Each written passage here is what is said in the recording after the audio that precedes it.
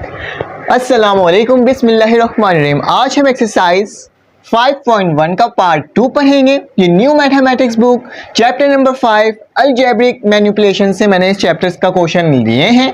Part 1 में मैंने question number 1 और 2 सॉल्व करवाया था, जिसके अंदर उसके क्वेश्चंस के मेथड अलग थे, तो इसलिए मैंने उसको एक साथ कर दिया, और बाकी जितने भी हैं उसके मेथड अलग हैं, तो उसको मैं एक साथ सॉल्व करवाऊंगा इंशाल्लाह। और अगर आपने अभी तक मेरे चैनल को लाइक नहीं किया, सब्सक्राइब नहीं किया, तो प्लीज़ बेल के आइकन को क्लिक करें और सब्सक्राइब के बटन को भी क्लिक कर दें। ठीक है, तो वक्त ज़ाया किए बगैर हम सॉल्व करते हैं। हमारे पास सवाल क्या लिखा हुआ है? हमारे पास सवाल लिखा हुआ है फाइंड HCF। लास्ट टाइम भी बताया था, एक बार फिर से आपको बता देता हूँ। HCF का मतलब होता है highest common factor. Highest common factor से मुराद वो नंबर्स जो एक जैसे आएंगे हमारे पास, हम क्या करेंगे उसको अलग कर देंगे।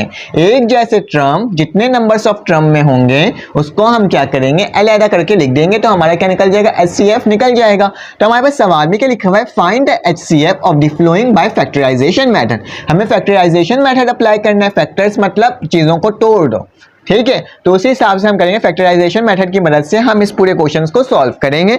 तो आपने घबराना नहीं है, आपने बस मेरे साथ साथ साथ काम करना है, आराम से ये सॉल्व हो जाएगा। तो हमारे पास पहला सवाल लिखा हुआ है x का स्क्वायर -3x -18। तो आपने क्या करना है, सबसे पहले आपने सोल्यूशन लिखना है, ठीक है। मैंने क्या करा, सोल्यूशन लिख दिया, और लिखने के बाद जो हमारे पास पहला एक्सप्रेशन है उसको लिख दूंगा, x का स्क्वायर -3x -18, ठीक है। तो ये मैंने लिख दिया। अब आपने क्या करना है, अब हम इसमें कर क्या सकते हैं, ज़रा आप देखो गौर से। हम इसमें ना तो कोई एलसीएम लेकर मैं इसको नॉर्मल तरीके से तोड़ भी नहीं सकता। आपको क्या करना होगा, इसको देखने से हमें समझ में आ रहा है, पहला टर्म हमारे पास क्या है, स्क्वायर है, और बीच वाला टर्म क्या है, विदाउट स्क्वायर के, और तीसरा टर्म हमारे पास कांस्टेंट नंबर है। तो इसका मतलब है ये क्वाड्रेटिक टाइप की इक्वेशन टाइप का है। तो हम इसको क्या कर सकते हैं, हम इसका मिडिल टर्म ब्रेक ले सकते हैं। तो चलो आओ जल्दी से इसका मिडिल टर्म ब्रेक लेते हैं और देखते हैं किस तरह से सॉल्व हो रहा है। मिडिल टर्म ब्रेक को क्या बोलते हैं, हमें बीच वाली टर्म को बीच से ब्रेक करना होता है, और ब्रेक करने के बाद उसको प्लस या माइनस करना होता है कि हमारे पास सेम वैल्यू आ जाए। लेकिन वो कौन से नंबर से ब्रेक करते हैं, वो ब्रेक करने का तरीका क्या होता है, हमारे पास जो भी लास्ट में टर्म लिखा हुआ होगा ना, जैसे कि ये लिखा हुआ है 18, तो 18 को क्या करोगे, मल्टीप्लाई करोगे स्क्वायर वाले के कोफिशिएंट के साथ। अगर यहाँ पे कोई नंबर होता ना तो उससे क्या करते हैं, इसको आप मल्टीप्लाई करते हैं। यहाँ पे कोई नंबर नहीं है स्क्वायर वाले के सामने, तो मतलब क्या है, इसका मतलब है इसके आगे 1 छुपा हुआ है। तो मैं 18 को किससे मल्टीप्लाई करूंगा, 1 से मल्टीप्लाई करूंगा। जैसे ही मैं 18 को 1 से मल्टीप्लाई करता हूं, तो आपको पता है कि 18 को जब मैं 1 से मल्टीप्लाई करता हूं तो मेरे पास 18 वापसी आ जाता है, तो मेरे पास 18 ही आएगा, ठीक है। तो मैंने क्या करना है, इसको मिटा देता हूँ, सिर्फ समझाने के लिए मैंने इसमें लिखा था, ठीक है। इसको मैं रब कर देता हूँ।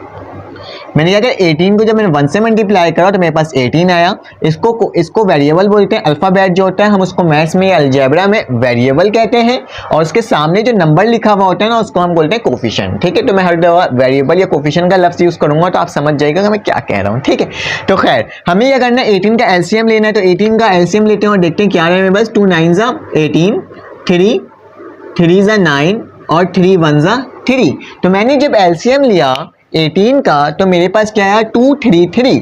अब मुझे क्या करना है बेटा, इसको इस तरह से प्लस माइनस करना है कि मेरे पास क्या आ जाए, माइनस का 3 आ जाए। तो करके देखते हैं, 2 3 क्या होता है 6, तो मेरे पास क्या आ जाएगा 6, और 6 में से मैं माइनस कर दूंगा 3 को, तो मेरे पास क्या आ जाएगा, 3 आ जाएगा। सही है, 6 में से 3 गया तो मेरे पास 3 ही बचा। लेकिन आप एक चीज नोट कर रहे हो, आप एक चीज नोट ये नहीं कर रहे हो कि ये माइनस का 3 है, मुझे हर हाल में माइनस का 3 लेकर आना है। तो माइनस का 3 लेकर आने का तरीका क्या होता है, आपने इसको माइनस कर दो, इसको प्लस कर दो, तो ये क्या हो जाएगा, 6 के साथ बड़ा रकम है, माइनस का निशान है, तो 6 में से 3 गया और माइनस का 3 बचा। तो सेम मुझे क्या करना होगा, ये वैल्यू को यहाँ पर लिख देनी होगी। तो हमारा क्या हुआ, सिंपल मिडिल टर्म ब्रेक निकल गया। तो मैं क्या करूंगा बेटा, मैंने इन दोनों एक्स स्क्वायर को वैसे ही लिखूंगा, माइनस लिखूंगा, 3x है ना, तो 3x की जगह क्या लिखूंगा, पहले मैं 6 लिखूंगा और x वेरिएबल साथ साथ उतार दूंगा, फिर मैं लिखूंगा +3 लिखूंगा, फिर वेरिएबल में साथ साथ उतार दूंगा, और -18 मैं वैसे ही लिख दूंगा। सिंपल, आराम से ये हो गया, कोई मसला ही नहीं था, आराम से सॉल्व हो गया, आपने भी कर लिया। अब क्या करेंगे, इन दोनों में से हम लोग क्या करेंगे, कॉमन लेंगे। पहले इसमें से कॉमन लेंगे, फिर इसमें से कॉमन लेंगे। कॉमन का मतलब क्या होता है, कॉमन का मतलब होता है कि इन दोनों में से जो सेम वैल्यू आ रही है उसको आप बाहर निकाल दो।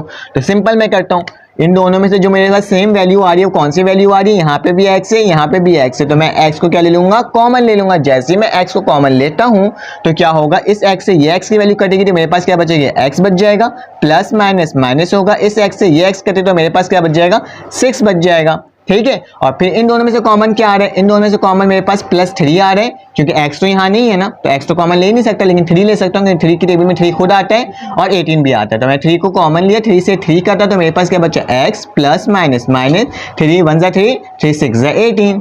ठीक है, कितना आराम से ये सॉल्व हो गया। अजान हो जाए फिर उसके बाद बताओ।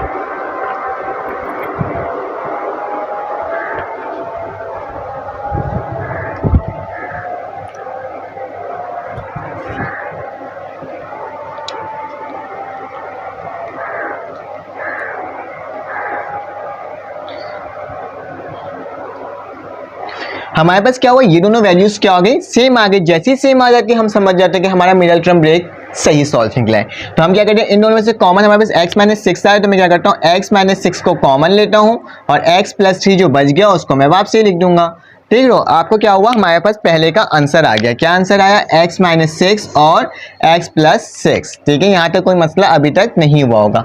हमने पहले वाले को सॉल्व कर दिया, अब हम दूसरे वाले को सॉल्व करेंगे। दूसरे वाले में क्या वैल्यू लिखी हुई है, दूसरे वाले में हमें वैल्यू लिखी हुई है x का स्क्वायर प्लस 5x प्लस का 6। ठीक है, इसका भी उसी तरह से मिडल टर्म ब्रेक लेना जैसे हम ले लेते हैं। 6 को पहले वाले टर्म के कोफिशिएंट के साथ मल्टीप्लाई करो, 6 1 ज़ा 6 होता है, तो मैंने यहाँ पे 6 लिख दिया और 6 का क्या ले लूँगा, एलसीएम ले लूँगा।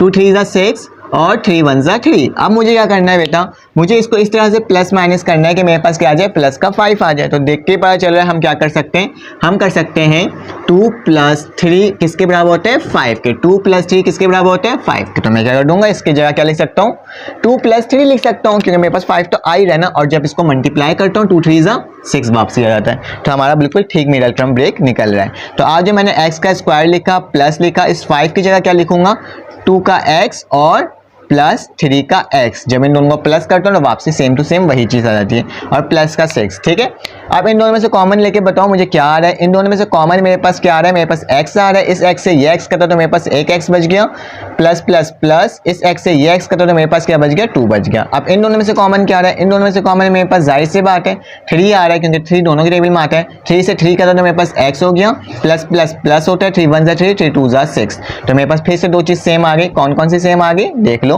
x प्लस 2 सेम आ गया और आखिरी में क्या बच गया, x प्लस 3। तो मैंने जब इसका भी मिडल टर्म ब्रेक लिया तो मेरे पास दो वैल्यूज सेम आ गई। अब क्या करना है, अब मुझे इसका HCF निकालना है। क्या निकालना है, HCF निकालना है। हमने जो काम करना था हमने काम कर लिया, अब सिर्फ और सिर्फ HCF निकालना है। HCF निकालने का तरीका क्या होता है, मैंने शुरू में बताया था आपको, जो सेम होगा दोनों में आंसर में उसको बाहर निकाल दो, वो क्या हो जाएगा, वो उसका HCF होगा। दोनों बशर्त ये कि उन दोनों में होना चाहिए। अगर इससे ज़ायद क्वेश्चंस दिए हुए होते हैं तो उन तीनों में होना चाहिए, उन चारों में सेम होना चाहिए। तो मैं देख रहा हूँ x-6 यहाँ है, लेकिन x-6 यहाँ नहीं है, लेकिन x प्लस 3 यहाँ है, x प्लस 3 यहाँ है। तो मतलब इसका HCF क्या होगा, x प्लस 3। तो एक इंग्लिश में लिख देना, मैं यहाँ पे लिख भी देता हूँ, HCF ऑफ किसका, HCF, सवाल का HCF है। तो पहले सवाल उतार देता हूँ, x का square minus 3x minus 18 and क्या है, x स्क्वायर प्लस 5x और फिर क्या है प्लस का 6। इसका HCF क्या निकला है, जो HCF निकला उसको आप लिख दो ब्रैकेट में, क्या निकला है, x प्लस 3, क्योंकि दोनों इसमें सेम था। तो मैं क्या लिख दूंगा, x प्लस 3। तो कितना आसान सा था, सिंपल सा था और इसका आंसर आ गया, सॉल्व हो गया। चलें आज इसका दूसरा क्वेश्चन सॉल्व करते हैं और देखते हैं किस तरह से ये सॉल्व हो रहा है। और आगे क्वेश्चन नंबर 4 को सॉल्व करने का तरीका बहुत आसान है, कोई मुश्किल नहीं है, आराम से सॉल्व हो जाएगा। तो चलो आओ हमें किस तरह से सॉल्व करेंगे। मेरे पास क्या लिखा हुआ है, पहला सवाल 4x का स्क्वायर माइनस 9, तो मैं लिखूंगा 4x का स्क्वायर माइनस 9। सबसे पहले इसको सॉल्व करता हूँ, सेम उसी तरह से सॉल्व होगा जैसे क्वेश्चन नंबर 3 को हमने सॉल्व किया है। तो क्या करना है बेटा, इन दोनों में से मुझे देखना है कि क्या इसका कोई मिडल टर्म ब्रेक बन सकता है। नहीं, मिडल टर्म ब्रेक बनने के लिए तो इसके बीच में टर्म तो हमारे पास है ही नहीं। तो हम क्या करेंगे, इसको एक फॉर्मूला में खोलेंगे। तो इस फॉर्मूला में खोलने के लिए पहले मुझे आपको बताना पड़ेगा ये फॉर्मूला बनेगा कैसे। क्या मैं 4x को ऐसे लिख सकता हूँ 2x का होल स्क्वायर? हाँ बिल्कुल लिख सकता हूँ, क्योंकि 2 2 वापसी आ जाएगा 4 और x का स्क्वायर वापसी आ जाएगा तो दोबारा x स्क्वायर हो जाएगा माइनस। क्या मैं इसको ऐसे लिख सकता हूँ 3 का स्क्वायर, 3 3 9 वापसी आ जाएगा। तो मुझे मालूम होता है, या आपको भी मालूम होता है, a square minus B square किसके बराबर होता है, a प्लस बी और a माइनस बी के। ठीक है, तो मैं क्या कर सकता हूँ, ये वाली टर्म ऐसे लिखी हुई है, इसको मैं इसमें ओपन कर सकता हूँ। तो मैं कंसीडर करूंगा ये a है और ये क्या है बेटा, b है। बहुत आराम से सॉल्व होगा, कोई मुश्किल नहीं आएगा। क्या करना है, मुझे पहले a प्लस बी लिखना है। तो मैं देखूंगा मेरी a की वैल्यू क्या है। a की वैल्यू मेरे पास 2x है, फिर प्लस का निशान है। b की वैल्यू क्या है, मेरे पास 3 है, तो मैं क्या लिख दूंगा, 3 लिख दूंगा। फिर मेरे चीज को क्या लिखना है, a लिखना है। फिर a की वैल्यू लिखूंगा, मेरे पास क्या है 2x है और फिर माइनस का निशान है। मैं इसको 2 सही से बना देता हूँ। ठीक है, 2x है, फिर माइनस का निशान आ गया और b मेरे पास क्या है 3 है, तो मैं 3 लिख दिया। तो मैंने क्या देखा, मेरे पास सिंपल सा एक फॉर्मूला लगा के इसका फैक्टर बनकर आ गया। अब क्या करना है, अब मुझे दूसरा सवाल देखना है। दूसरा सवाल तो देख के पता चल रहा है कि उसका मिडल टर्म ब्रेक मैं आराम से निकाल सकता हूँ। तो दूसरे सवाल में लिखा हुआ है क्या, मेरे पास लिखा हुआ है 2x का स्क्वायर माइनस 5x प्लस 3। अब क्या लेना है, इसका मिडल टर्म ब्रेक लेना है। मिडल टर्म ब्रेक लेने का तरीका क्या होता है, लास्ट टाइम भी बताया था। 3 को मल्टीप्लाई करना है पहली वाली टर्म से, कांस्टेंट टर्म को मल्टीप्लाई करना है पहली वाली टर्म से। तो क्या करना है, आराम से हो जाएगा इसको सॉल्व। 3 को जब मैं 2 से मल्टीप्लाई करूंगा मेरे पास क्या आएगा, 6 आएगा। ठीक है, 2 3 6, 3 1 3, तो 2 3 क्या होता है 6 होता है।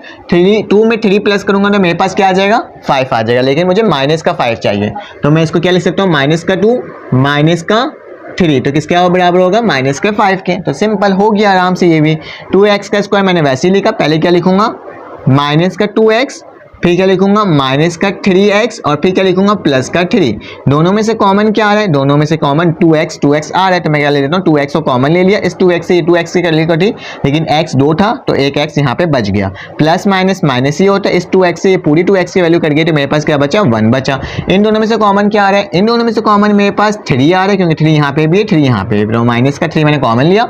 इस 3 से ये पूरी 3 की वैल्यू कटी तो मेरे पास क्या बचा, x बचा, माइनस प्लस दोबारा माइनस हुआ, इस 3 से ये 3 का था तो मेरे पास क्या बचा, 1 बचा। तो मैं देख रहा हूं मेरे पास वैल्यू क्या आ रही है, x माइनस 1 आ रही है सेम वैल्यू, और एक आ रही है 2x माइनस का 3। तो मेरे पास दूसरी वैल्यू भी आराम से निकल गया और मैंने इसको तकरीबन सॉल्व कर लिया। अब आपको क्या देखना है, अब आपको देखना है कि दोनों में सेम वैल्यू कौन सी है।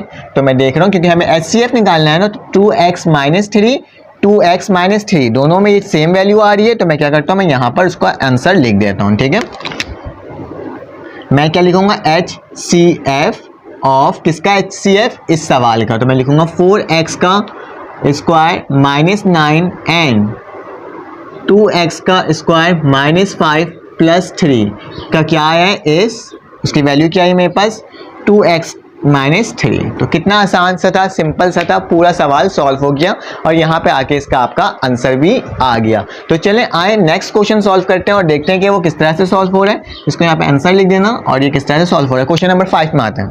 क्या है, हमारे पास क्वेश्चन नंबर 5 है, ये भी बहुत आसान है, कोई मुश्किल नहीं है। तो इसको सॉल्व करने का तरीका क्या है, बहुत आसान तरीके से सॉल्व हो जाएगा। मुझे क्या करना होगा, सबसे इसमें क्या value, 3 value, 1 value 2 value 3 value. थोड़ा सा लेंथी क्वेश्चन होगा लेकिन हो जाएगा सॉल्व। तो आज हम इसको देखते हैं सॉल्व करके किस तरह से ये सॉल्व हो रहा है मेरे पास।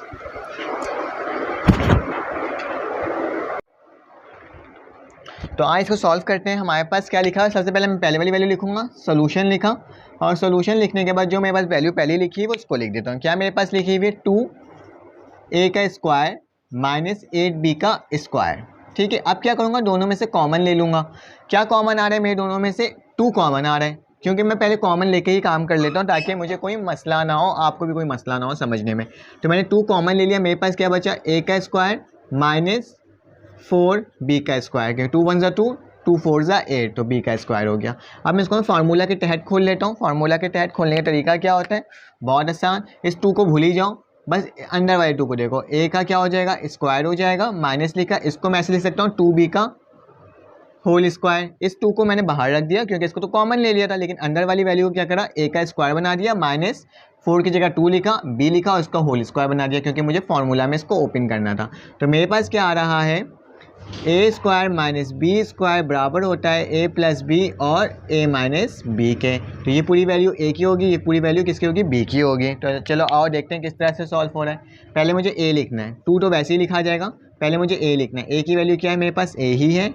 फिर प्लस बी लिखना है, बी की वैल्यू क्या है मेरे पास, 2b। फिर मुझे क्या लिखना है, दोबारा ए लिखना है और फिर माइनस बी की वैल्यू क्या है मेरे पास, 2b। तो सिंपल, कितना आसान सा था, फार्मूला लगा और एक फैक्टर्स की वैल्यू मेरे पास निकल आई। अब सेकंड वैल्यू देखते हैं किस तरह से निकल रहा है। सेकंड वाली वैल्यू मेरे पास लिखा हुआ है 4a का square plus 4ab minus 24b का स्क्वायर। ठीक है, तो मेरे पास ये वैल्यू कुछ है। अब इसको भी सॉल्व करने का तरीका वही होगा, बहुत आसान तरीका है। आपने क्या करना है, इसका मिडल टर्म ब्रेक ले लेना है। कैसे, 24 को जब 4 से मल्टीप्लाई करोगे, 24 को जब हम 4 से मल्टीप्लाई करते हैं हमारे पास क्या आता है, 96 आता है। तो क्या आता है हमारे पास, 96 आता है। तो 96 का ले लो, एलसीएम ले लो, 2 3 ज़ा 6, सॉरी हम इसको, हाँ 2 4 ज़ा 8 होता है, 2 4 ज़ा 8। ठीक है, 2 4 ज़ा 8 यहाँ चले गया, कितना हो गया यहाँ पे हो गया हमारे पास 16, 2 9 ज़ा 2 8 ज़ा 16। ठीक है, फिर मैं करूँगा 2 2 ज़ा 4, 2 4 ज़ा 8। ठीक है, फिर क्या लिखूँगा 2 1 ज़ा 2 और 2 4 ज़ा 2 2 ज़ा 4। ठीक है, फिर मैं क्या करूँगा 2 6 ज़ा 12, 2 3 ज़ा 6 और 3 1 ज़ा 3। मैंने क्या लिया है, सिंपल एलसीएम लिया है। ठीक है, ये तो आपको आता भी होगा तभी मैंने इसको नहीं बताया। अब मुझे क्या करना होगा, इसको ऐसे प्लस माइनस करना होगा कि मेरे पास क्या आ जाए, 4ab आ जाए। क्या आ जाए, 4ab। अभी देख लेते हैं कैसे करते हैं। 2 2 ज़ा 4, 2 2 ज़ा 4, 4 2 ज़ा क्या होता है 8, 2 2 ज़ा 4 और 2 3 ज़ा, सॉरी 2 2 ज़ा 4, 4 3 ज़ा 12।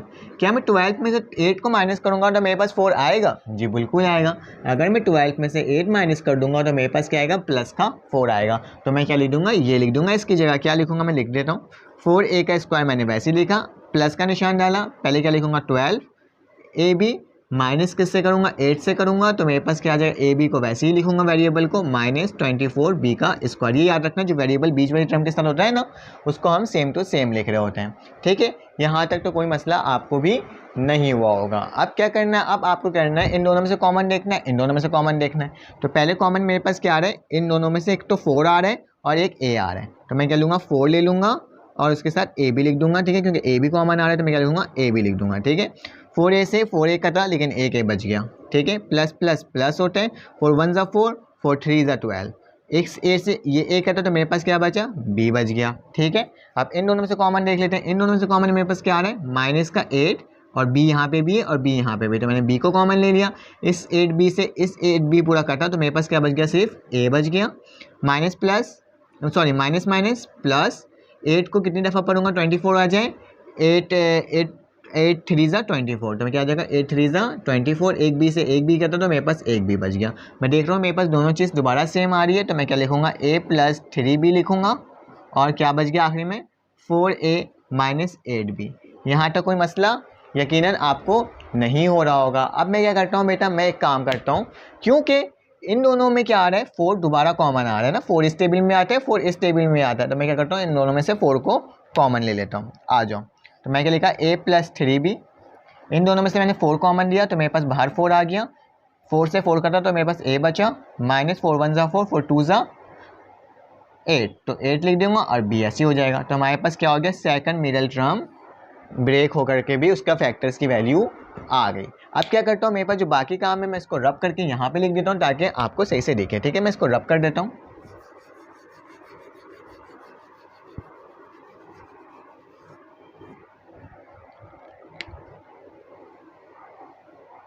अब क्या करना है, मेरे पास ये दोनों सॉल्व हो गया। अब मुझे क्या करना है, नेक्स्ट क्वेश्चन सॉल्व करना है। नेक्स्ट में क्या लिखा हुआ है, 2a का square minus 12ab plus 16b का स्क्वायर। क्या करूंगा मैं, अब 16 को 2 से मल्टीप्लाई करूंगा क्योंकि मुझे दोबारा मिडल टर्म ब्रेक लेना है। 16 2 ज़ा, तो हमारे पास क्या होता है, 32 होता है। ठीक है, तो 16 2 ज़ा मेरे पास 32 होता है। मैं इसका क्या ले लूँगा, एलसीएम ले लूँगा। मैं कैमरे में देख लेता हूँ, आपको नज़र आ रहा है, जी बिल्कुल आ रहा है।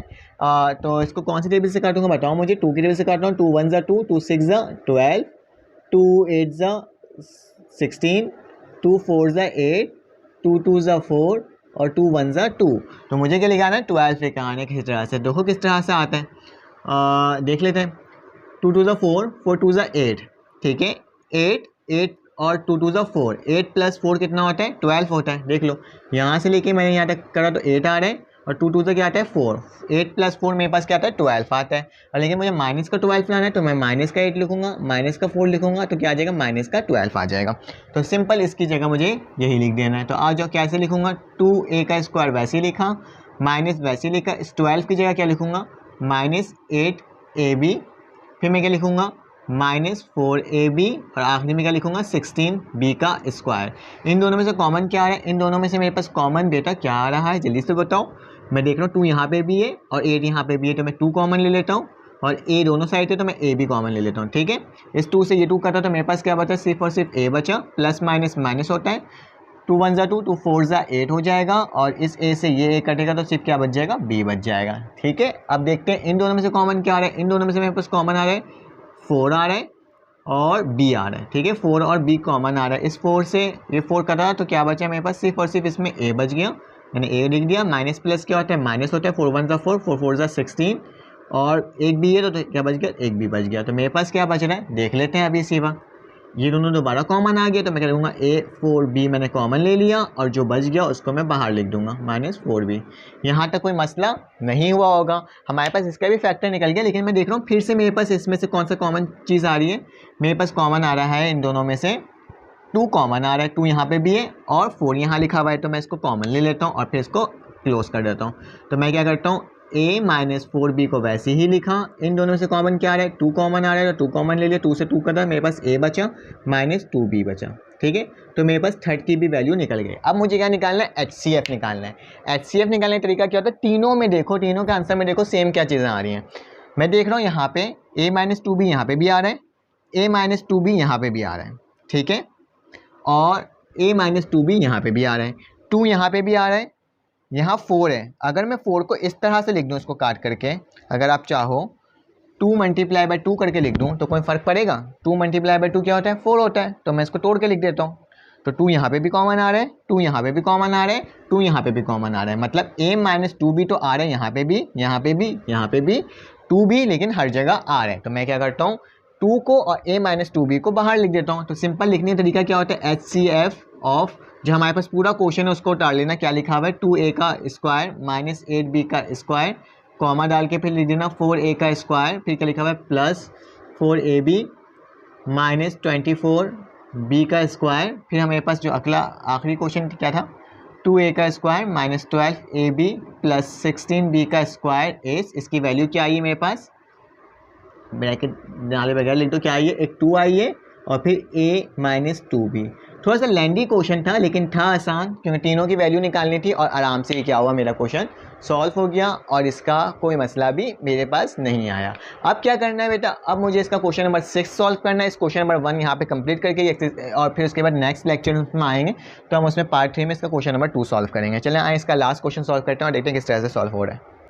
हाँ हमारे पास क्वेश्चन नंबर 6 है। क्वेश्चन नंबर 6 भी बहुत आसान है, लेकिन ये क्वेश्चन नंबर 6 4.7 से मुश्तमिल है, मतलब जैसे हमने 4.8 को और 4.7 को सॉल्व किया था उसी तरह से इसको भी सॉल्व करना है, इसके फैक्टर्स उस मेथड से बनाना है, मतलब सिंथेटिक डिवीजन मेथड। 4.7 में आपने सिंथेटिक डिवीजन मेथड देखा होगा ना, उसके अकॉर्डिंग इसको सॉल्व करना है।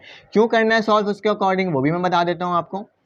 क्यों इसलिए करना है क्योंकि कोई क्वाड्रेटिक इक्वेशन नहीं बन रहा और साथ साथ किसी फार्मूला में भी क्लोज नहीं हो रहा, तो हमारे पास सिर्फ एक ही मेथड बचा है इसके अलावा, क्योंकि इसका क्यूब है, स्क्वायर है, एक्स है और 1 है, तो हम इसको क्या कर सकते हैं सिंथेटिक डिवीजन मेथड की मदद से इसको सॉल्व कर सकते हैं। तो सिंथेटिक डिवीजन मेथड में क्या करते थे बेटा, जो सवाल लिखा होता था उसको हम पहले उतारते थे, ठीक है, फिर हम करते थे इसको लेट करते थे। लेट किससे करते थे, पी ऑफ एक्स से करते थे, ठीक है, पी ऑफ एक्स से हम लेट करते थे और इसकी वैल्यू को पूरी लिखते थे, एक्स का क्यूब प्लस एक्स का स्क्वायर प्लस एक्स प्लस 1, ठीक है। ये तो मैंने सारी वैल्यू को लिख दिया है, किससे लेट करके पी ऑफ एक्स है। अब याद रखना बेटा, पहले हमें सिंथेटिक डिवीजन मेथड में हमें एक वैल्यू दी हुई होती थी, लेकिन इसमें वैल्यू नहीं दी हुई है। हम एक्स की वैल्यू क्या ऐसा रखें कि हमारे पास क्या आ जाए, 0 आ जाए। हम एक्स की वैल्यू ऐसी क्या रखें कि हमारे पास क्या आ जाए, 0 आ जाए।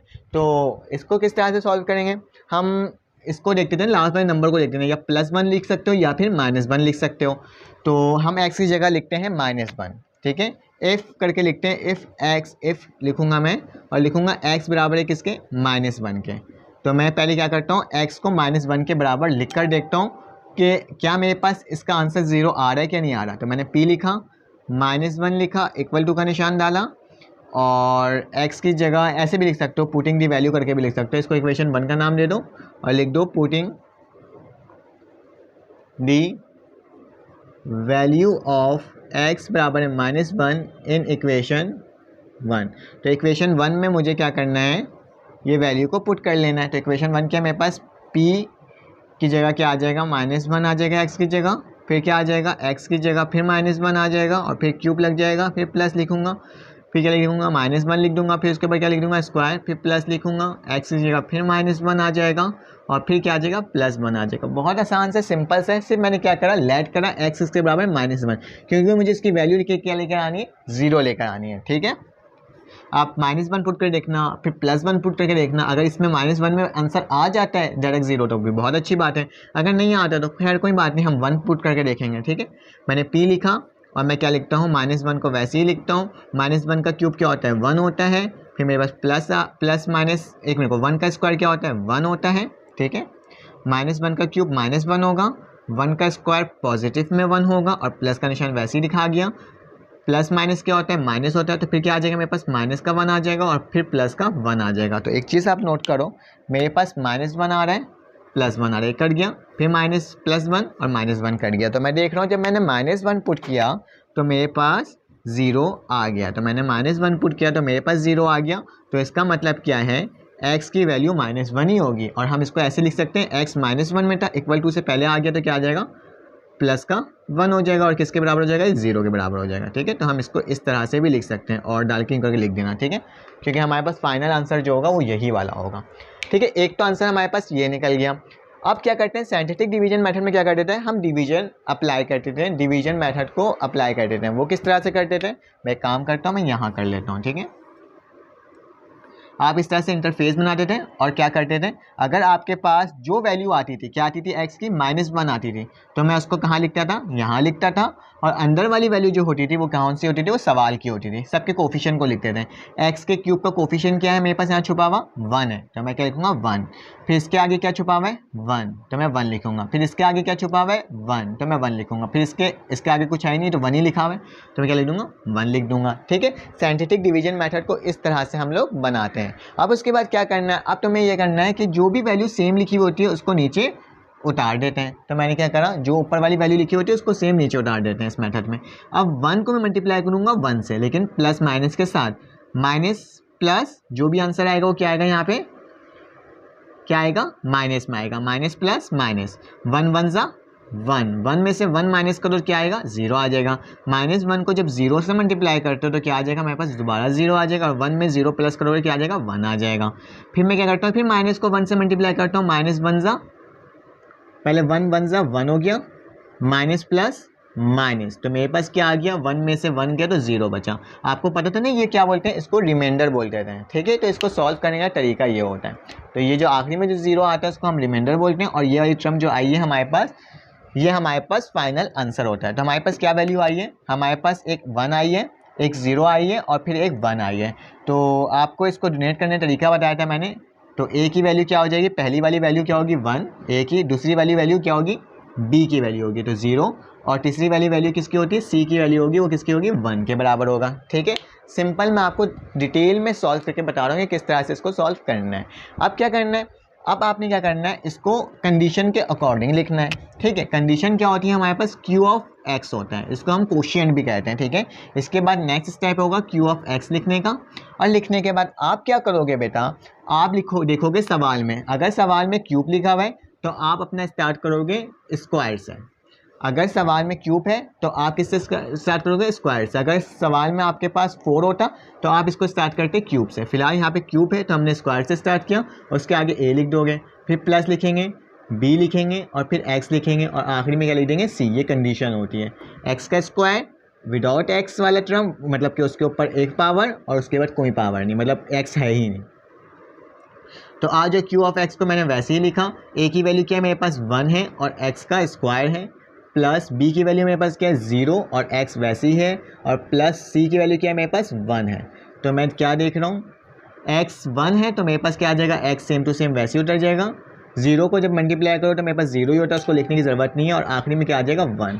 तो मेरे पास वैल्यू क्या आ रही है, x का स्क्वायर और प्लस 1। तो मेरे पास जो फाइनल आंसर आया है वो क्या आया है, एक आया है x प्लस 1, एक आंसर ये आया था ऊपर वाला x प्लस 1, और एक आंसर क्या है x का स्क्वायर प्लस 1। ये थोड़ा सा बड़ा हो गया था सवाल, तो ये हमारे पास क्या होगा, पहला फैक्टर की वैल्यू निकल जाएगी इस तरह से। काफ़ी लेंदी क्वेश्चन था लेकिन हो गया हमसे सॉल्व, कोई ख़ास लंबी वैल्यू नहीं आई। अब क्या करना है, इसी तरह से इस वाले सवाल को भी सॉल्व करना है। तो मैं क्या करता हूँ, इसको रब करता हूँ और फिर मैं वही काम इसके लिए करता हूँ, और उसको थोड़ा जल्दी जल्दी करूँगा ताकि आपको जल्दी से समझ में आ जाए। आगे उस सवाल को मैंने मिटाया नहीं है, बस उसी के आगे कंटिन्यू करते हैं। अगला क्या है, मेरे पास लिखा हुआ है एक्स का क्यूब प्लस 3x का स्क्वायर प्लस 3x प्लस 1। ठीक है, हम नेक्स्ट क्वेश्चन सॉल्व करते हैं और देखते हैं इसमें हम किस तरह से इसको सॉल्व कर लेंगे। तो ये भी सॉल्व करने का बहुत आसान तरीका है। हम क्या करते हैं, वही काम करते हैं। सबसे पहले क्या करेंगे, इसको भी लेट करेंगे। लेट p ऑफ x किसके बराबर होगा, x का क्यूब प्लस 3x का स्क्वायर प्लस 3x प्लस 1। ठीक है, अब क्या करते हैं, हम x की वैल्यू को कंसीडर करते हैं। तो मैं लिखता हूँ इफ़ x किसके बराबर है, -1 के। -1 पुट करके देखता हूँ, क्या पता हमारा आंसर आ जाए। ठीक है, -1 पुट करके देख रहा हूँ। ठीक है, तो मैंने लिखा p की जगह -1 और x की जगह -1 लिखा, फिर इसका होल क्यूब लगाया, फिर प्लस लिखा, 3 लिखा, फिर -1 लिखा, उसका स्क्वायर लगाया, फिर प्लस लिखा, फिर मैंने 3 लिखा, फिर -1 लिखा और प्लस 1 लिखा। अब देखता हूँ क्या पता 0 आ जाए हमारी इसमें वैल्यू। तो मैंने p लिखा, फिर -1 लिखा और फिर इसका क्यूब निकाला, तो मेरे पास क्या आ गया, -1 आ गया। तो मैंने लिख दिया -1, फिर मैंने प्लस लिखता हूँ, 1 का स्क्वायर 1 ही होता है और 3 1 3 हो जाता है। ठीक है, प्लस माइनस माइनस होगा और 3 1 3 हो जाएगा। इसका स्क्वायर था ना, जब भी स्क्वायर होती है तो हमारे पास आंसर क्या था, पॉजिटिव में आता है, तभी इसका पॉजिटिव में आया था। और फिर प्लस 1 हो गया। क्या हमारे पास वैल्यू 0 आ रही है, जी बिल्कुल। कौन कौन सी, एक ये कट गई, एक ये कट गया, एक ये कट गया, एक ये कट गया। तो मैं क्या देख रहा हूँ, जब मैंने p -1 पुट किया तो मेरे पास क्या आ गया, 0 आ गया। ठीक है, तो मतलब हमारे पास ये वाला जो आंसर है बिल्कुल ठीक है। तो मैं और लिख कर क्या कर सकता हूँ, x -1 है, इधर आ जाएगा तो क्या आ जाएगा, +1 हो जाएगा। ठीक है, तो सिंपल मेरे पास क्या आ गया, एक वैल्यू आ गई है 0। अब क्या करूँगा, मैं इसको साइंटिफिक डिवीजन मेथड को अप्लाई करूँगा। तो साइंटिफिक डिवीजन मेथड किस तरह से अप्लाई करते थे, एक इस तरह से इंटरफेस बनाते थे, यहाँ पे वो वैल्यू लिखते थे जो हम x की लिखते थे। तो हमारे पास क्या आ गया, -1 और अंदर कौन सी वैल्यू होती थी, जो सवाल की होती थी। इसका कोफिशिएंट क्या है 1, इसका कोफिशिएंट क्या है 3, इसका कोफिशिएंट क्या है 3 और इसका कोफिशिएंट इसका क्या है 1 है। आ जाओ, पहले वाले टर्म को हम वैसे ही लिख देते हैं, प्लस माइनस माइनस 1 1 1, 3 में से 1 गया, मेरे पास क्या बचा 2 बचा, प्लस माइनस माइनस 1 2 2, 2 में से 1 गया, मेरे पास क्या बचा, प्लस का 3 बचा, प्लस माइनस माइनस 1 1 1। तो प्लस में से 1 माइनस किया तो मेरे पास क्या आ गया, 0 आ गया। तो रिमाइंडर मेरे पास क्या है, 0 है। सिंपल उसी तरह से स्टेप अप्लाई करोगे। a की वैल्यू क्या होगी मेरे पास 1, b की वैल्यू क्या होगी मेरे पास 2 और c की वैल्यू क्या होगी मेरे पास 1। तो आ जाओ, कंडीशन क्या होगी, क्यूब लिखा हुआ है तो कंडीशन होगी q ऑफ x इसके बराबर होगा ax का square plus bx plus c। तो आ जाओ, इसमें लिख दो, a की वैल्यू क्या है मेरे पास 1 है और इसका x का स्क्वायर प्लस b की वैल्यू मेरे पास 2 है और x और c की वैल्यू मेरे पास क्या है 1 है। यहाँ तक कोई मसला यकीनन नहीं होगा। अब क्या करना है, अब इन जो मेरे पास टर्म जो लिखी हुई ना, इसको मैं ऊपर लिख देता हूँ ताकि आपको सही से नज़र आए। ठीक है, तो मैं काम करता हूँ, इसको साइड में लिख देता हूँ। जो मेरे पास आंसर आया x प्लस 1 आया है और एक आया x स्क्वायर प्लस 1। ठीक है, तो इस वैल्यू को मैं साइड में लिख देता हूँ क्योंकि पहले वाली की वैल्यू मेरे पास ये आई थी। अब क्या करना है, आ जाओ, बहुत आसान, x का स्क्वायर है तो मैं क्या लिख दूँगा, x का स्क्वायर लिख दूँगा और प्लस 2x है और क्या है, प्लस का 1 है। तो इस वैल्यू को लिख दिया। क्या करता हूँ, इस वाली वैल्यू को साथ लिखते हैं हम लोग और जो दूसरा आंसर आता है उसको साथ लिखते हैं। तो कैसे आ जाएगा ये, x प्लस 1 और क्या है हमारे पास, सेकंड वैल्यू क्या है हमारे पास, जो अभी हमने कोफिशिएंट निकाला है, x का स्क्वायर प्लस 2x प्लस 1। तो ये पूरी वैल्यू हमारे पास बन कर के आ चुकी है। अब क्या करना है, कुछ नहीं करना।